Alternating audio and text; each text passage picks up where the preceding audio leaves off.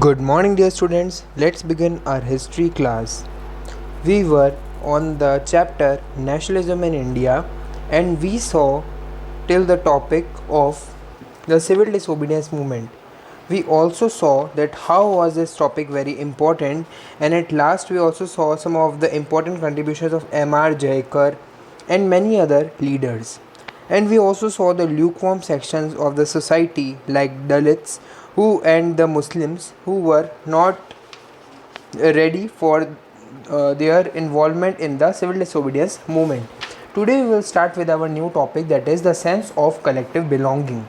In this topic we will be discussing that how the people of India of different caste, different religion, they thought of being united and how they realized that they were unified and they need to fight together against the Britishers. So let's start with this topic. Now in the very first picture you can see this picture is of Bal Gangadhar Tilak, an early 20th century print. Notice how Tilak is surrounded by a symbol of unity, the sacred institution of different faith like temple, church, masjid.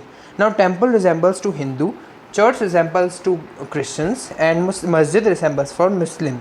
Now in this picture all of these are shown together. That means there is a need of unification of all of these three religions that frame the central figure. Now let's read. Nationalism spreads when people begin to believe that they all are part of same nation, when they discover some unity that binds them together. But how did the nation become a reality in minds of people? Because in that time when we see there was a war between Hindu and Muslims because of certain reasons, and also between the Dalits and Hindus. But how this war was ended after all, and how people unified? How did people belonging to different communities, regions or language groups develop a sense of collective belonging? This sense of collective belonging came partly through the experience of united struggles, means all of them were surviving in one or the other way from the British government. So this united struggle was one of the reason for them for their unification. This is our first point of the answer, which I will be going to tell you soon. Now the second point, but there were also a variety of cultural processes through which the nationalism captured people's imagination. Now you have to write from over here that variety of cultural processes through which nationalism captured people's imagination. Now some processes like cultural, we will see. Now see students, history and fiction, folklore and songs, popular print and symbol all played a part in making of nationalism. Till here is our second point. The identify of the nation. As you know, now we will be reading that in chapter 1 is most often symbolized in a figure or image. This is our third point and this is called allegory. Now we will continue it. This helps create an image with which people can identify the nation. Now this is till here is our third point over. It was in the 20th century with the growth of nationalism that identify of India came to be visually associated with the image of Bharat Mata. Now students, in nationalism in Europe, we will see the allegories of Germania and Marini were made, and in our India also. Now those allegories were actually a symbol of unification, and those allegories have such type of ornaments which resembled from the different cultures. That means they needed to show at least that all the people are unified. In our image of Bharat Mata over here, also the same representation. Now fifth point, the image was first created by Bankim Chandra Chattopadhyay. This is again a 1 mark question. In 1870s he wrote Vande Matram. Now this is again a 1 mark question as a hymn to motherland.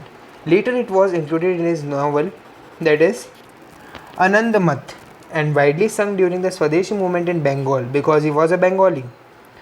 Movement by Swadeshi movement, moved by, now this is over here, now 6 point, moved by Swadeshi movement, Abhinandranath Tagore painted his famous image of Bharatnath. Now Abhinandranath Tagore, as you can see in the right, has painted this image of Bharat Mata. In this painting, Bharat Mata is portrayed as an ascetic figure. She is calm, she is composed, divine and spiritual. Till here is our 6 point.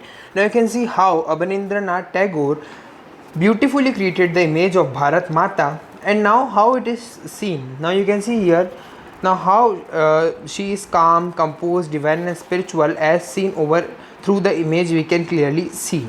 In the subsequent years, the image of Bharat Mata acquired many different forms as it circulated in popular prints and was painted by different artists. Some of them visualized Bharat Mata as a goddess also.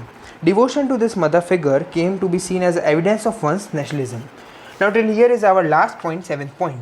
Now, this is over. Now, the question can be that what attempts were made for the unification of Indian people? I repeat my question. What attempts were made for unification of Indian people?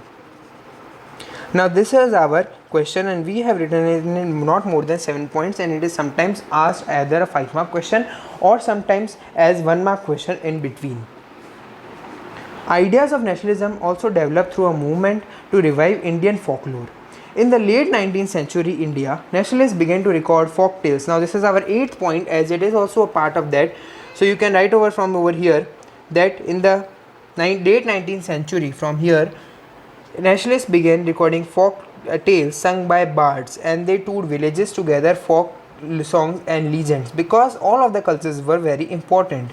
These tales, they believed, gave a true picture of traditional culture that had been corrupted and damaged by outside forces, and it was essential to preserve this folk tradition in order to discover one's national identity and restore a sense of pride in one's past. Now, how one's national identity is very important, how it should be restored in one's past, that is very important, and that's why many leaders, including Jawaharlal Nehru, went into different villages to take a survey and to collect all those folk songs. In Bengal, Rabindranath Tagore himself began collecting ballad, nursery rhyme, myth, and led a movement for folk revival. So, this is our another point for this answer.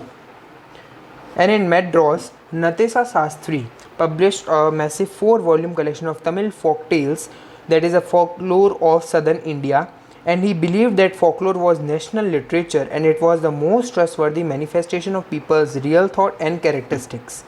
So, till here our answer get over. Now, you can see here the case of Natesa Sastry, that he printed a Tamil folktale that was a folklore of southern India, and he believed that it was a national literature, that folklore, the cultural folklore, was a national literature.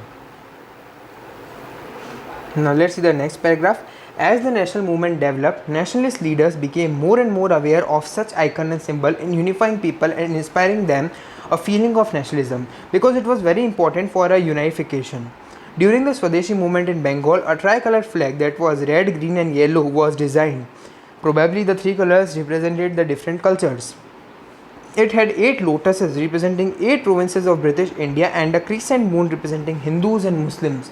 Now, you can see how beautifully the unification was made up within a figure. Just that was a flag. Now, by 1921, Gandhiji had designed the Swaraj flag. It was again a tricolor that was of red, green and white, and had a spinning wheel in center, which represented the Gandhian ideal of self-help, or it was a charkha. Carrying the flag, holding it aloft during marches became a symbol of defiance. These all lines you need to underline, all are important 1-mark question, which are asked several times in board examination. Another means of creating a feeling of nationalism was through reinterpretation of history.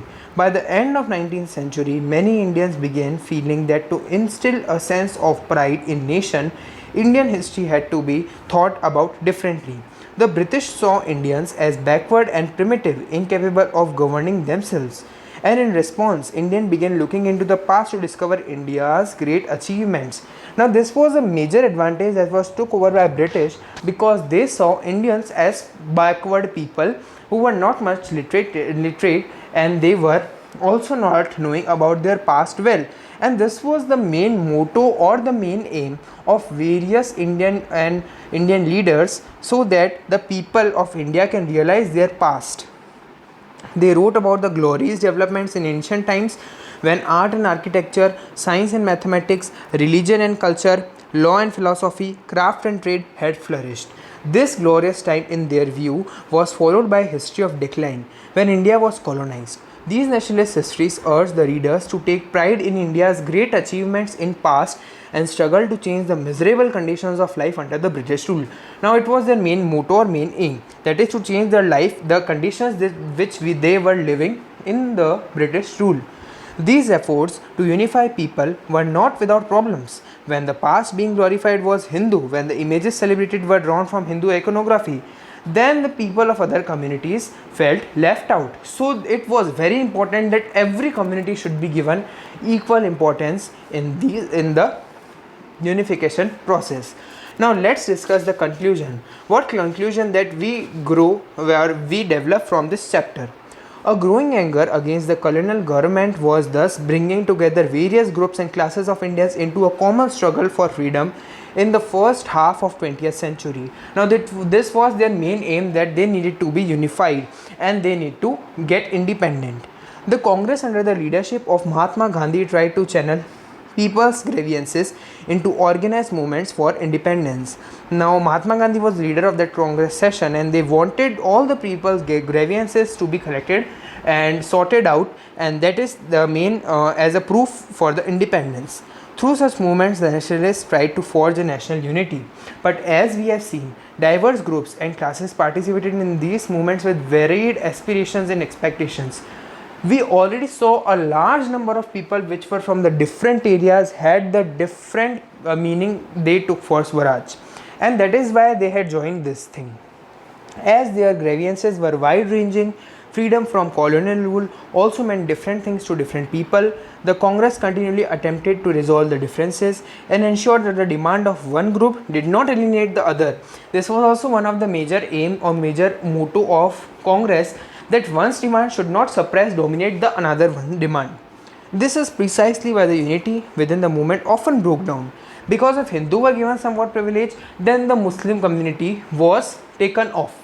And if Muslim and Hindu were given, then the Dalits were taken off. So this was only due to the reason that many times there was a breakdown in the unification process.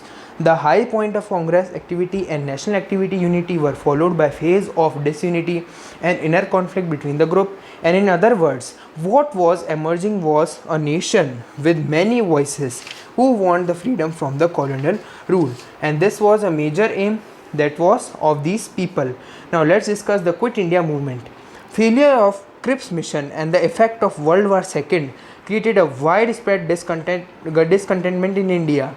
This led Gandhiji to launch a movement calling for people withdrawal of British from India. Now the Congress Working Committee in its meeting in Wardh on 14 July 1942 passed the historic Quit India resolution that was demanding the immediate transfer of power to Indians and quit India. Now it was in meeting in the Wardh. Now they wanted all the powers to be given to Indian so that they can become self-reliant and independent of the Britishers. On 8 August 1942 in Bombay, the All India Congress Committee endorsed the resolution which called for a non-violent mass struggle on the widest possible scale throughout the country, and it was on this occasion that Gandhiji delivered the famous Do or Die speech. Now it was also very important speech that was delivered by Gandhiji. The call for Quit India almost brought the state machinery to stand still in large part of country as people voluntarily threw themselves into the thick of the movement. Now many people participated and united. People observed hartals and demonstrations, and processions were accompanied by national song and slogans. The movement was truly a mass movement. Mass movement means many people around this country had involved in this, which brought into its ambit thousands of ordinary people. Those were students, workers, peasants. It also saw the active participation of leaders like Jai Prakash Narayan, Aruna Asaf Ali, Ram Manohar Lohia, and many other women like Matangini Hazra in Bengal, Kanklata Barua in Assam, Ram Devi in Odisha. The British responded with much force, yet it took more than a year to suppress the movement. And after all, we saw that in 1947 was the year. On 15th August 1947, we got a complete freedom from British government. That was our whole chapter where we discussed various type of issues that we have discussed civil disobedience movement, we discussed non-cooperation movement, we also discussed meaning of Swaraj for different people, that was a different meaning. Then we saw a sense of collective belonging, and at final we saw a do or die movement many hartals, unification, and many leaders who took part in this whole things. Now that's all students. Thank you and have a nice day.